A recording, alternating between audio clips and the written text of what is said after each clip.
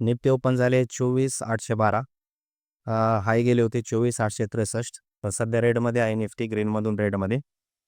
तर सद्यस्थितीमध्ये अप ट्रेंडच आहे. बँक निफ्टी बघा ग्रीनमध्ये आहे. ओपन झाले 55,615.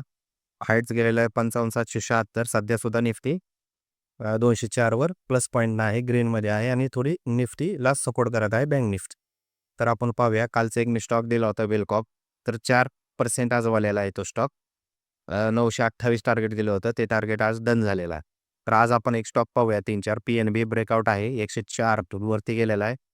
105 वरती जर राहिला तर टार्गेट 111 होऊ शकतं त्याचं. ॲस्टरडॅम आहे 560ला आहे सध्या 4% 3.62% वाढलेला आहे. तर त्याचं टार्गेट ₹600 आहे. 560ला सध्या स्टॉक आहे.